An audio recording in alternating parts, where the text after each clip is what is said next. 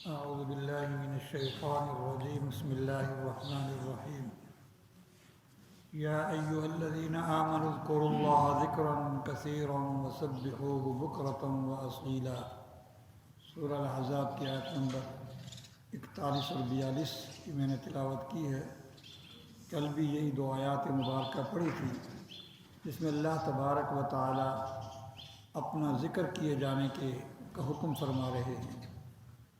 ایک آیت ہے سورہ آل عمران کی آخری رکوع کی، جس کے اللہ پاک نے ارشاد فرمایا ان فی خلق السماوات والارض واختلاف اللیل والنہار لآیات لأولی الالباب الذین یذکرون اللہ قیاما وقعودا وعلی جنوبہم۔ عقل مند وہ لوگ ہوتے ہیں جو کھڑے بیٹھے لیٹے اللہ کو یاد کرتے ہیں۔ اللہ پاک نے ان کو عقل مند فرمایا ہے۔ عقل مند کی صفات یہ ارشاد فرمائی ہیں۔ عقل مند وہ نہیں ہے جو دنیا کے دھندے میں بڑا ماہر ہو۔ عقل مند وہ ہے جو ہر وقت اللہ کو یاد رکھے۔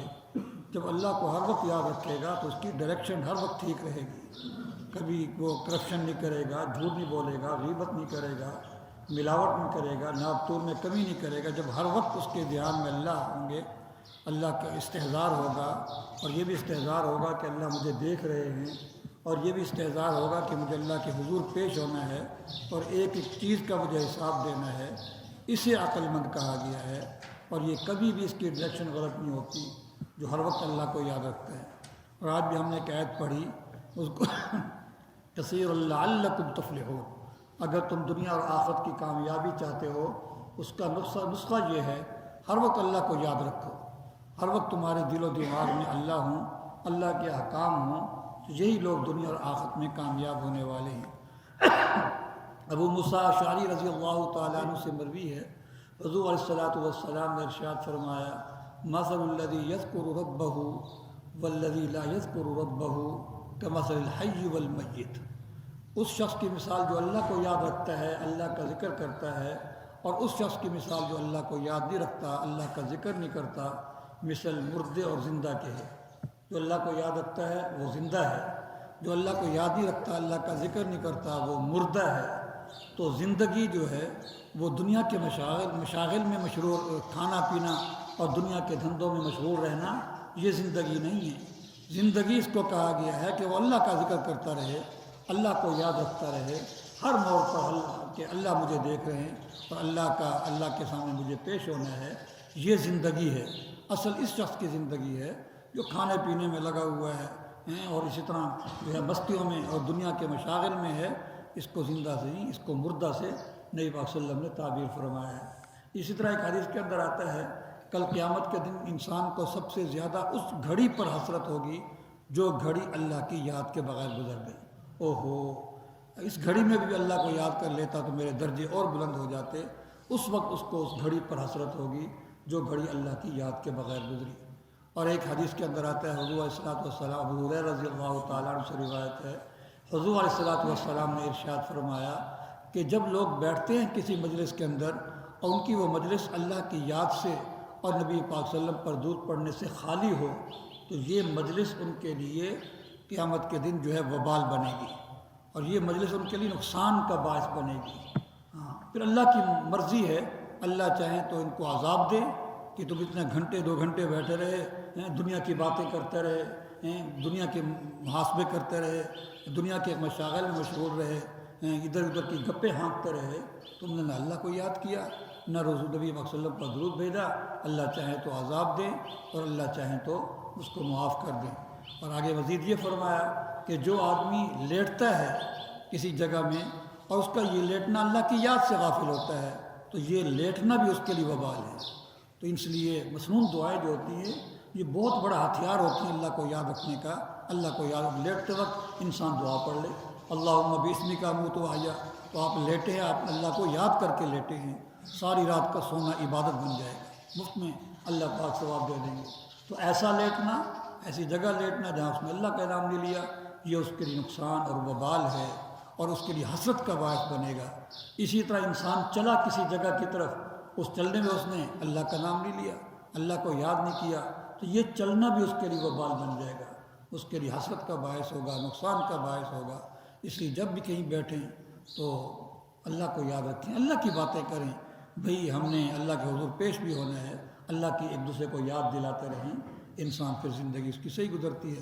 اور ابن عمر رضی اللہ تعالیٰ عنہ سے یہ بھی مروی ہے، حضور علیہ الصلوۃ والسلام نے ارشاد فرمایا اللہ کے ذکر کے علاوہ دنیا کی باتیں زیادہ نہ کیا کرو. یہ دنیا کی باتیں انسان کے دل کو سخت کر دیتی ہیں، قساوت قلبی کا باعث بنتی ہیں، دل کی سختی کا باعث بنتی ہیں. پھر دل جب سخت ہو جاتا ہے تو پھر حق بات انسان قبول نہیں کرتا، وہ دروازے بند ہو جاتے ہیں دل کے. فرمایا کہ اللہ سے سب سے زیادہ دور وہ شخص ہوتا ہے جس کا دل سخت ہو، قساوت قلبی. علماء نے لکھا ہے جو ذکر ہم کرتے ہیں، کوئی تیسرا کلمہ پڑھ رہا ہے، کوئی سبحان اللہ پڑھ رہا ہے، کوئی الحمدللہ، یہ دل کو نرم کرنے کے لیے ہوتے ہیں. دل اس سے نرم ہوتا ہے.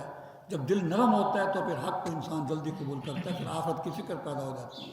اس لیے اس سے اگر انسان دنیا کی باتیں زیادہ کرتا ہے اس سے قساوت قلبی پیدا ہوتی ہے، اور جس کا دل جتنا زیادہ سخت ہوتا چلا جائے گا وہ اللہ سے اتنا ہی دور ہوتا چلا جائے گا. حضرت ام حبیبہ رضی اللہ تعالیٰ عنہ زوجہ محترمہ ہماری ماں، وہ فرماتی ہیں حضور علیہ الصلوۃ والسلام نے ارشاد فرمایا کل کلام ابن آدم علیہ لا لہ.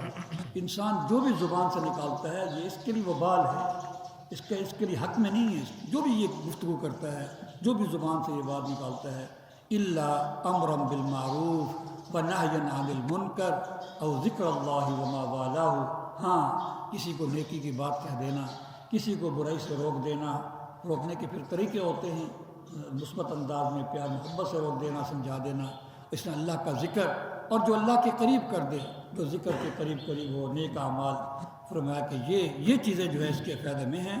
اس کے علاوہ جو بھی زبان سے نکالتا ہے یہ اس کے لیے وبال ہے.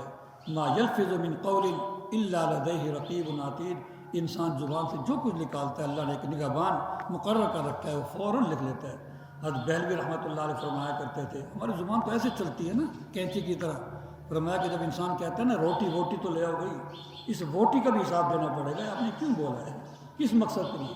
تمہارا مقصد تو روٹی سے اگلا آدمی سمجھ گیا تھا، تو روٹی اس کو زبان کو تم نے ایسے فضول اور بے مقصد تم نے استعمال کیا. پانی وانی لانا بھائی پانی سے اگلا مطلب تمہارا سمجھا نہیں تھا. پانی کس کو کہتے ہیں؟ وانی کا لفظ تم نے کیوں کہہ دیا؟ اس کا بھی حساب دینا پڑے گا. انسان جو لفظ زبان سے بولتا ہے اس کا، کیونکہ ہم وانی کی بجائے ہم اللہ کہہ دیتے، اس سے ہمیں ثواب بھی مل جاتا اور زبان صحیح جگہ بھی استعمال ہو جاتی.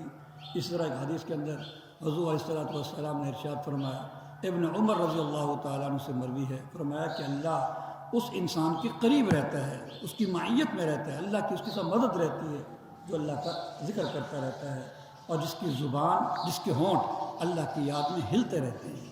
انسان جب بھی کام کر رہا ہو، کوئی بھی اپنے بیٹھا ہوا اپنے دھندے میں لگا ہوا ہے، سبحان اللہ اللہ تو کر سکتا ہے، کوئی رکاوٹ نہیں ہوتی، کوئی مشکل بھی نہیں ہوتی. اسی طرح حضور علیہ السلام نے ارشاد فرمایا، اللہ ارشاد فرماتے ہیں کہ میں انسان کے گمان کے مطابق ہوتا ہوں. انسان جب مجھے تنہائی میں یاد کرتا ہے تو میں اس کو تنہائی میں یاد کرتا ہوں. انسان جب کسی مجلس میں مجھے یاد کرتا ہے میں اس سے اعلیٰ مجلس میں، فرشتوں کے مجلس میں سے یاد کرتا ہوں. اس لیے ہمیں چاہیے کہ اپنی زبان کو روک کر رکھیں اور صحیح جگہ استعمال کریں، اور اللہ کی یاد میں اس کو زیادہ سے زیادہ استعمال کریں. اپنے کام میں لگے ہوئے ہیں تو بسم اللہ کہہ دیا، الحمدللہ کہہ دیا، اللہ اکبر کہہ دیا، استغفر اللہ کہہ دیا، اس کا ذکر کرتے رہیں. الحمدللہ.